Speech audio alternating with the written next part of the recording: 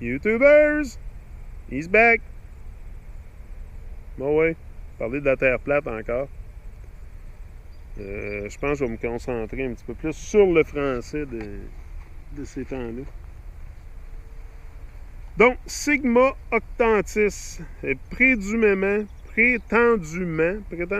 une étoile du central sud, similaire à l'étoile polaire, autour de laquelle toutes les étoiles de l'hémisphère sud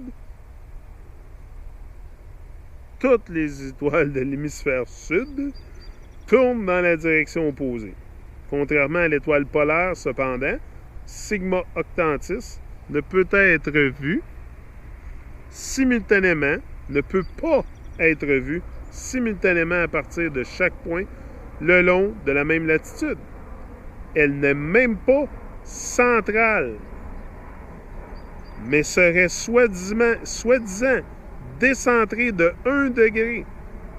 Elle n'est même pas immobile et en fait ne peut pas être vue du tout en utilisant des télescopes disponibles publiquement.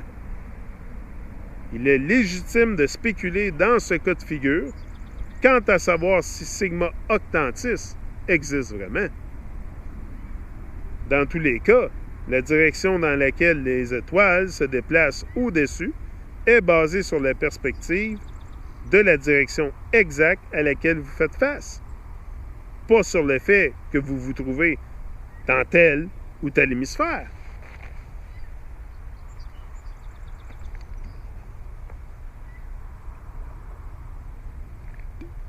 J'ai travaillé fort sur ce livre-là.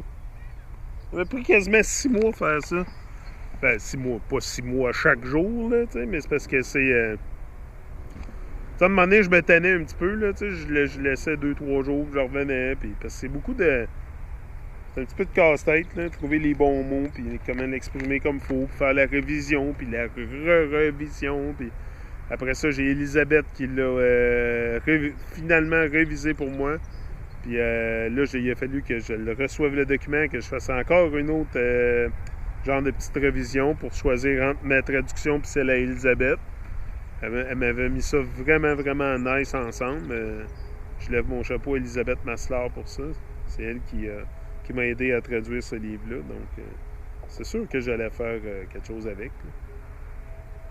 Certains héliocentristes ont essayé de suggérer que la progressive déclinaison de l'étoile polaire au-dessus, comme un observateur se déplace vers le sud, est la preuve d'une Terre globulaire. Loin de là.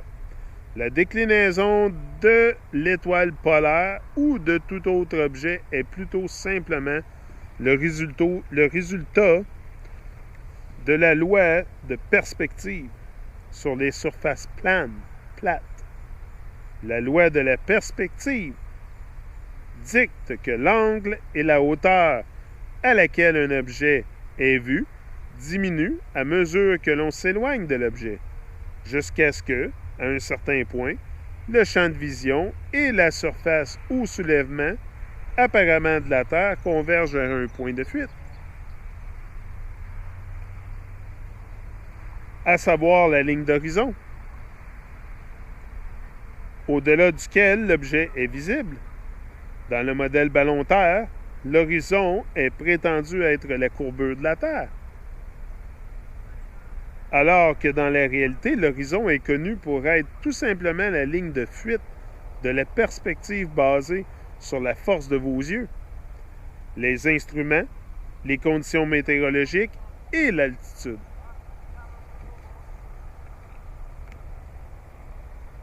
Ça, c'était la preuve numéro 102. Là, on est rendu à... On va sauter une coupe. Là. On va sauter à 106. 106. Belle soirée quand même, à soir. Pas trop... Très confortable.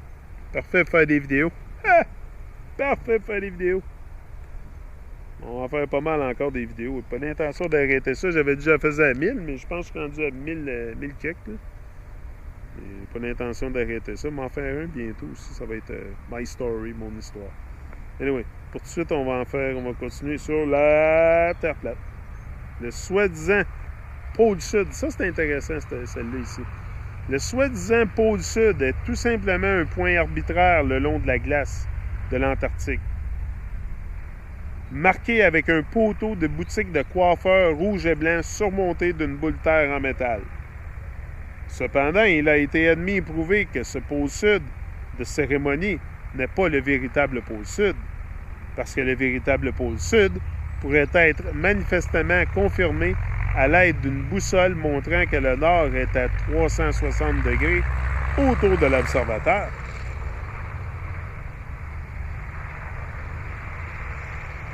Kind of loud, this tractor. Un peu bruyant, son tracteur. Ouais, c'est ça. Donc, puisque cette prouesse n'a jamais été accomplie, le modèle demeure de la théorie pure et dure. Avec l'excuse de l'establishment que les pôles géomagnétiques sont censés se déplacer constamment, rendant vérification de leur assertion impossible. 107. Ça, c'est intéressant aussi. Les anneaux magnétiques du genre que l'on retrouve dans des haut-parleurs ont un pôle central nord, avec le pôle opposé sud, étant en réalité tous les points le long de la circonférence extérieure. Cela démontre parfaitement le magnétisme de notre Terre plate, alors que la source présumée du magnétisme dans le modèle ballon Terre a été mise à partir d'un hypothétique noyau magnétique en fusion au centre de la boule qui, prétendent-ils, provoque comme par hasard le déplacement constant des deux pôles, se soustrayant ainsi à une vérification indépendante conduite à leurs deux pôles de cérémonie. En réalité, le forage le plus profond jamais réalisé dans l'histoire, l'opération Kola Ultra Profond, menée par les Russes, Russian Kola Ultra Deep, n'a réussi qu'à atteindre 12,87 km de profondeur, de sorte que la totalité du modèle ballon Terre enseigné dans les écoles, montrant une croûte, un manteau supérieur, un manteau inférieur, des couches de noyaux externes et internes sont pure spéculation. Parce que nous n'avons jamais pénétré la Terre au-delà de la croûte. Pure spéculation. Pure spéculation, ils n'ont jamais... Tu sais, ça, là, c'est une autre affaire qui nous disent qu'ils savent tout comment que la Terre est constituée jusqu'au noyau. Hello, hello. Ils n'ont jamais creusé plus loin que 12 km. Comment tu peux savoir ce que... Quoi, tu fais juste spéculer? Tu spécules. Puis là, tu enseignes ça dans les écoles après. C'est un monde tellement bizarre, là. Ce que je trouve le plus bizarre, c'est vraiment que... En tout cas, moi, je me suis réveillé. Ça a pris une tragédie pour que je me réveille, là. Mais... Puis il y en a d'autres comme moi que ça a pris des tragédies aussi, ou que... Tu sais, la plupart de nous, là, qui vont se réveiller, là, c'est soit que t'as une tragédie qui t'est arrivée dans la vie, là, la vie, ça te dit plus que ce que c'est à l'heure actuelle, puis tu veux découvrir plus dans la vie, tu sais. Tu veux savoir plus, puis surtout, tu veux savoir plus. Là, ben, tu passes sur une quête qui est non-stop.